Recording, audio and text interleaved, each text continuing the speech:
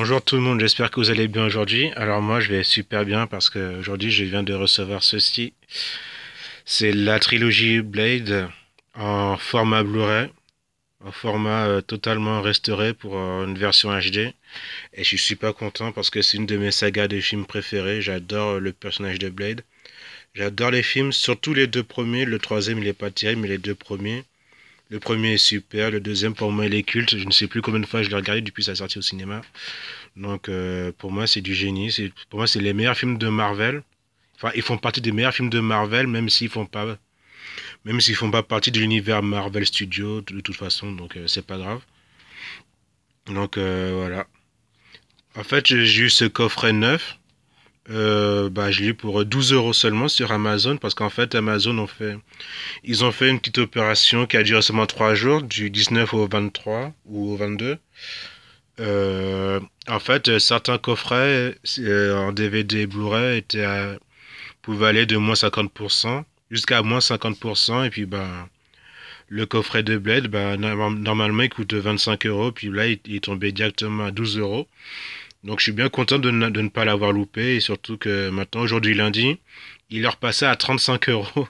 Donc, c'est pour vous dire que ça s'est très bien vendu. Que maintenant, il y a des gars qui leur vendent plus cher, quoi. Donc, voilà. Donc, faut très bien surveiller Amazon pour voir les bonnes offres qu'il peut y avoir des fois. Donc, on fait le tour du Blu-ray, enfin du coffret. Donc, très belle couverture qui est brillante. Je sais pas si ça va trop se voir à l'écran parce que ça peut faire des reflets. Mais la couverture est brillante. Bon, le coffret, c'est un carton, hein, donc rien d'exceptionnel, mais j'aime bien.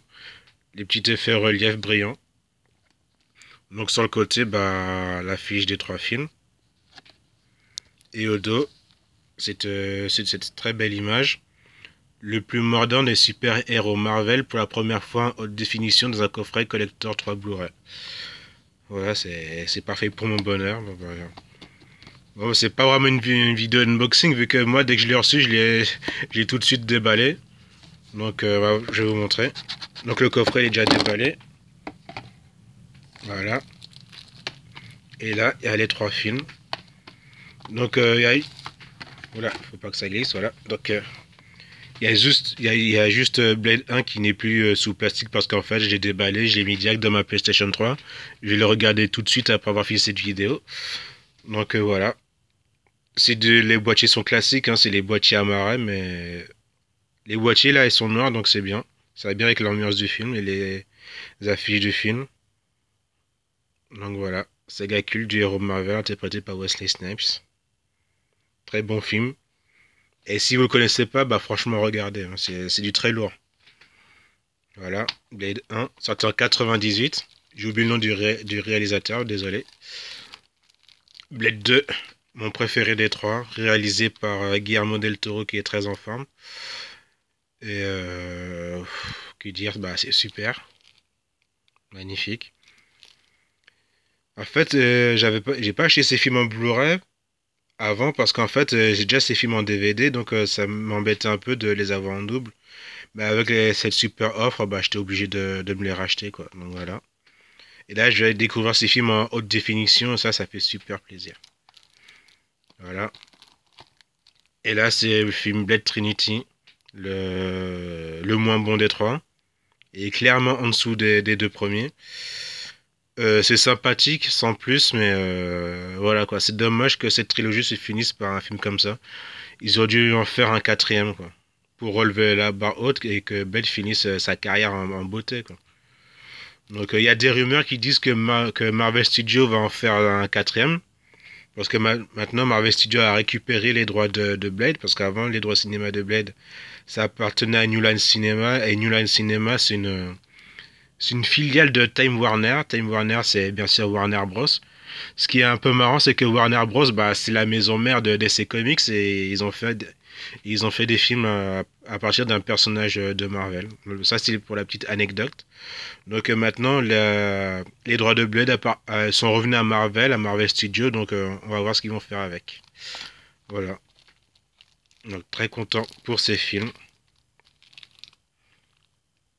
Et franchement, celui-là, Blade 2, je sais plus combien de fois je l'ai vu. Je crois que j'ai vu une vingtaine de fois depuis 2002. Donc, ouf, franchement, c'est excellent. Alors, bah, si vous avez l'occasion de trouver le coffret d'un très bon prix, bah, sautez sous l'occasion. Si vous connaissez pas les films Blade, regardez-les, franchement. Regardez les deux premiers. Et le troisième, si vous le voyez pas, c'est pas grave, mais bon, voilà quoi. Donc voilà, très bon coffret, je suis très content de les avoir. Donc, on va mettre ça un peu de côté. Bah, tant qu'on parle de Blade, bah, je vous montre quelques trucs autour de ce personnage. Donc bah là, c'est la figurine très bien réalisée par la marque Hot Toys. Faut dire que bon, ça c'est Blade issu du film Blade 2, comme le montre la boîte derrière. Et franchement, c'est une très belle figurine, une des plus belles pièces de ma collection. Et c'est surtout la première pièce de ma collection. Parce qu'en fait, quand j'ai acheté cette figurine, bah en fait, je pensais pas du tout que j'allais me mettre à les collectionner en fait. Je trouvais juste que le personnage était réussi, puis je voulais l'avoir. Puis bah maintenant, c'est presque devenu une drogue maintenant, parce que maintenant j'en ai une trentaine. Enfin, les trentaines ne sont pas tous de Hot Toys, j'en ai de Hunter Bay et de Medica, mais c'est cette figurine par laquelle tout est commencé dans ma collection de figurines, quoi. Voilà. Et là, bien sûr, et là, c'est les figurines du personnage de Abigail Whistler, qui est issu du film Blood Trinity, interprété par Jessica Biel. Je sais pas comment ça se prononce, c'est Jessica Biel, je crois. Donc vous pouvez la voir juste derrière, avec son arc, et c'est le film Blood Trinity. C'est un personnage que j'ai trouvé sympathique, mais sans plus, hein. Je veux dire, Blood Trinity, c'est vraiment mal exploité, donc c'est vraiment dommage. L'idée était bonne, mais voilà, bon. On va passer 30 ans là-dessus. C'est une belle figurine. D'habitude, j'achète pas des figurines autour de trucs de films qui m'ont pas marqué, mais là, je trouve la figurine très bien réalisée. Et aussi, je l'ai acheté d'occasion. J'ai réussi à trouver à pas cher, donc voilà. Je suis bien content de les avoir bah, tous les deux. Ils font très bien dans ma vitrine. Je suis un peu déçu qu'il n'y ait pas que Hot Toys n'ait pas fait de personnages bah, soit des Whistler ou sinon des méchants des films Blade. Surtout Jared Nomak du film Blade 2 parce que je trouvais très stylé. Donc c'est dommage. Voilà. Regardez. Perfection du détail. Les tatouages dans le cou. Les costumes très très bien réalisés. L'intérieur. Tout. Voilà. Donc si un jour ça vous dit, je vous ferai une vidéo en détail plus spécifiquement sur les figurines. Là, c'était juste pour montrer vite fait les personnages, enfin les figurines qui ont été faites à partir du film par Hot Toys. Donc là, je vais vous montrer quelques comics parce que bien sûr, bah, qui dit film Marvel dit film issu de comics. Le truc qui est dommage, c'est qu'il n'y a pas eu beaucoup de comics autour de ce personnage. C'est bizarre qu'un film qu'une trilogie qui a rapporté des centaines de millions de dollars n'ait pas eu droit à une série comics de façon régulière. Je trouve ça vraiment dommage. Donc il y a vraiment très très peu de comics autour de Blade. C'est assez désespérant. Donc je vais vous montrer ceci d'abord. Bah, c'est un comics Blade. C'est une préquelle au film en fait. C'est une histoire qui se passe avant le film, le tout premier film de Blade. Et j'ai acheté ça quand bah, il y a la date dessus. Ouais, c'était en novembre 1998 pour le prix de 23 francs. Ouais, à l'époque il n'y avait pas les euros. Et maintenant je prends un coup de vieux en disant ça. Donc Wesley Snipes bien sûr sur la couverture vu que c'était pour promouvoir le film. Et voilà. Donc l'histoire s'appelle Les péchés du père. Voilà. Vraiment dommage, hein, c'est très bien dessiné et tout. C'est Bart Sears au dessin, Marc Andreiko au scénario. Les dessins sont vraiment stylés. Bon, c'est un peu pour nous présenter vite fait le personnage de Blade avant que le film sorte. Donc voilà. Je vous montre ça vite fait. Regardez les stylés là, bien sûr. Donc c'est une petite histoire en une trentaine ou quarantaine de pages. C'est un one shot. Donc il y a Blade qui nous dégomme des zombies, des mafieux zombies. Enfin, des mafieux vampires, pardon. Donc voilà, j'ai trouvé cette histoire pas mal. Mais là, c'est trop court. On tourne encore quelques pages. Franchement, les dessins sont superbes, j'aime bien le style. Bien sûr, ça a pris un coup de vieux, bien sûr, mais bon, c'est pas grave.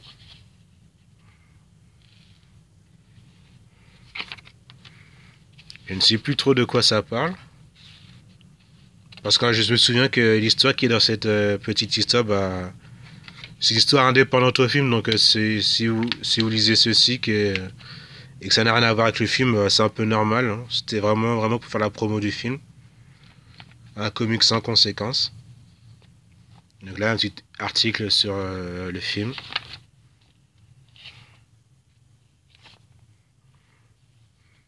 Il y a des personnages vraiment bien badass.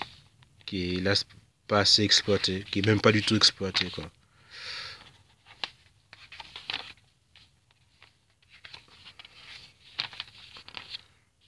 Donc à l'époque, c'était édité en France, bah, c'était Marvel France avant Panini Comics. L'éditeur s'appelait Marvel France, il nous avait sorti ça et moi j'avais kiffé. Je trouve ça super. Donc voilà, Blade. C'était d'un Marvel, de la collection Marvel Mega hors série numéro 4. Donc voilà, si vous pouvez le trouver d'occasion, je pense qu'on peut le trouver facilement d'occasion. Donc bah allez-y. Voilà.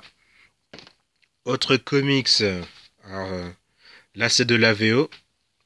Parce qu'il y a plein d'autres en français pour Blade. Donc là, c'est de la VO, c'est Blade the Vampire Slayer, Black and White. Alors, comme le montre, enfin, comme le dit le texte au dos, ben, d'abord c'est un TPB, ça réunit. C'est un gros volume et en couverture souple, et en fait, ça réunit plusieurs histoires de Blade qui sont apparues dans les années 70, et bien sûr, c'est en noir et blanc.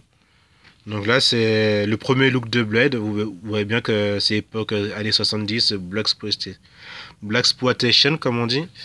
Donc c'est très vintage, mais les dessins restent au top, malgré que ça ait plus de 40 ans. Ouais, ça a 40 ans. Hein. Donc voilà. Alors ça réunit les épisodes de Vampire Tales 8 et 9, Marvel Preview 3, Blade Creation City Blues et Marvel Shadow and Light 1. Écrit par Marv Wolfman, Chris Claremont et dessiné par Tony DeZuniga et Gene Colan.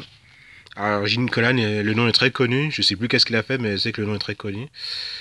Et Chris Claremont, on ne le présente plus, hein, c'est le gars qui a œuvré avec beaucoup de talent et de succès sur les X-Men. Donc je vous montre un peu l'intérieur. Voilà, c'est du noir et blanc dès le début. Là c'est le sommaire, des petites histoires qu'il y a à l'intérieur.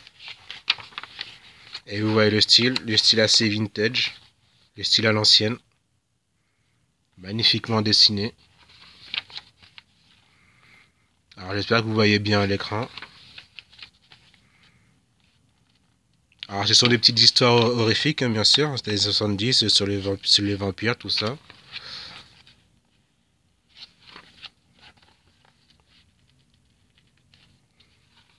Que des petites histoires tout en noir et blanc. Très bien dessiné. Je crois qu'on peut le trouver encore facilement. Hein. Celui-là, je l'avais acheté, par exemple, ce comics-là, je l'avais acheté à Paris dans la boutique qui s'appelle Pulps, je crois. Ouais, c'était Pulps, et je l'avais découvert là-bas, et puis bah voilà. Je l'avais acheté 15 euros, je crois. Et franchement, c'est bien. Si on n'est pas réfractaire, bah, personnellement, je pense que les graphismes ne peuvent pas poser de problème parce que c'est très bien dessiné. Pour moi, c'est des dessins qui sont encore actuels parce que franchement, il y a des comics qui vieillissent très mal. Mais celui-là, je pense il peut encore faire le taf. Je ne sais pas si Jane Colan il dessine encore, faut que j'aille voir. Ou j'espère qu'il est encore vivant, je dis ça. Donc voilà. Donc je vous passe les pages vite fait. Vous voyez ça, comment c'est beau, c'est très bien dessiné. Donc voilà. Ça s'appelle Blade the Vampire Slayer, Black and White. Marvel Comics. Voilà. Puis ben, pour conclure, je vais vous montrer ceci. C'est la dernière série en date de Blade. Et c'est une série qui a duré plus longtemps parce que bah, l'histoire complète dans ces deux volumes, il y a 12 numéros, 12 épisodes de Blade. Je crois que c'est la troisième série de Blade qui existe. Et c'est la plus longue. Parce qu'en fait, comme je vous l'ai dit, il y a eu 12 épisodes. Et la première série de Blade, quand il a eu sa première série en solo, vraiment, en 1994, la série s'est arrêtée au bout du 10e épisode seulement. Donc voilà. Blade a une carrière vraiment très courte en tant que personnage de comics. C'est vraiment dommage.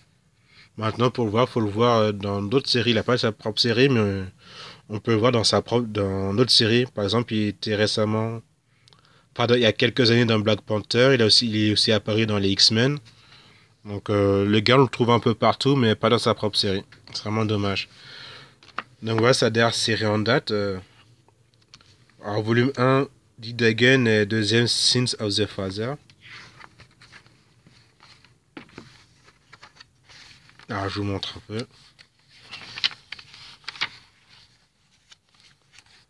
Alors, j'ai trouvé l'histoire très très bonne, mais je suis vraiment assez réfractaire au dessin. Le dessinateur qui s'appelle Howard Chaykin, franchement, j'aime pas trop son style. En fait, c'est pas que j'aime pas son style, parce que j'ai déjà lu d'autres BD de lui, enfin d'autres comics de lui, mais pas dans le genre super héroïque. Je pense que c'est pas un genre qui lui va très bien, parce que c'est vraiment pas dynamique, je trouve. Je suis pas vraiment fan. Et... Mais j'ai quand même lu jusqu'au bout parce que je trouve que l'histoire était vraiment très très bonne. Donc c'est que j'ai quand même pu passer outre. Donc à quel mois cette série est sortie? C'est sorti à peu près un peu avant le comics Civil War. D'ailleurs, il y a un épisode sur les 12 qui se passe pendant Civil War. Et en fait, c'est le Shield qui lui propose une mission. C'est que alors, parce qu'en fait, le Shield avait arrêté Blade et il lui propose de lui fournir toutes les ressources et tous les armes qu'il veut, à condition qu'il fasse une mission, qu'il remplisse une mission pour le Shield. Et cette mission, c'était d'arrêter Wolverine en fait. Parce que Wolverine était un fugitif pendant Civil War et dans cet épisode, on lui montre la traque de Blade pour attraper Wolverine. Donc, je raconte pas comment ça se passe. Hein, je vous propose plutôt de le lire. C'était un épisode que j'ai trouvé très très bien, mais pas kiffé les dessins. Donc dans la série Blade, Blade va rencontrer beaucoup de personnages. Là, vous pouvez voir c'est Fatalis, alias Docteur Doom en VO. Il y a un peu d'espionnage et tout. Beaucoup de fantastique, c'est une très bonne série. Donc là, j'ai passé les pages un peu plus vite parce que faut pas que ça dure trop longtemps. Donc voilà.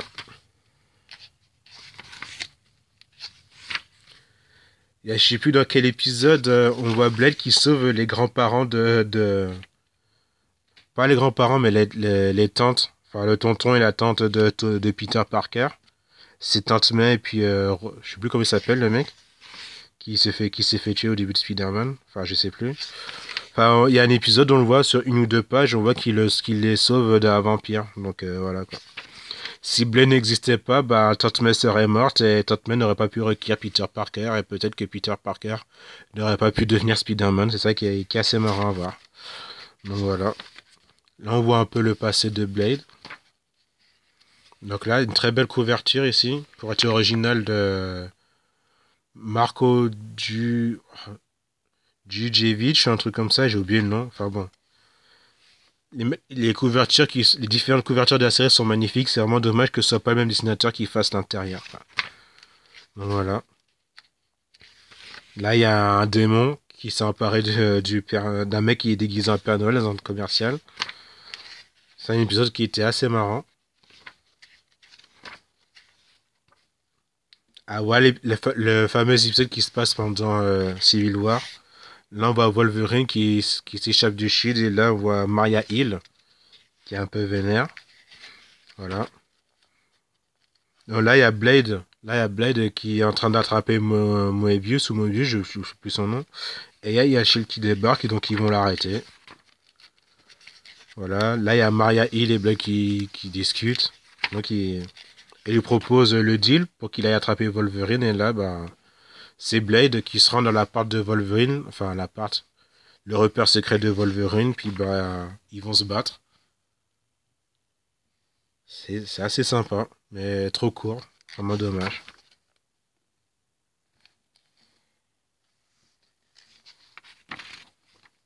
Là, ça fait longtemps que je l'ai pas vu, donc je vais peut-être le relire pour voir ce que ça fait. Donc voilà. Je vais zapper aussi un peu le deuxième TPB, qui réunit les épisodes 7 à 12. Voilà. Franchement, j'aime pas trop la gueule du mec, mais bon, tant pis. Donc, pour moi, les graphismes sont pas top, mais les histoires, enfin, je trouve que le scénario est très très bien.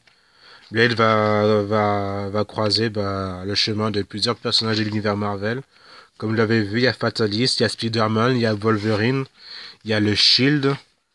Il y a quoi d'autre je ne sais plus trop. Forcément, il y aura Dracula. Donc, voilà. Lui, c'est un personnage, c'est un héros anglais, j'ai oublié son nom. Ah, parce qu'il faut pas oublier que Blade, en fait, il est anglais, il est pas américain comme dans les films avec Wesley Snipes.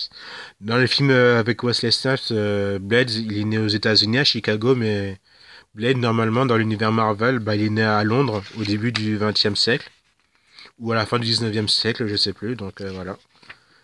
Il est parmi nous depuis aussi longtemps que Wolverine, j'ai envie de dire. Donc voilà.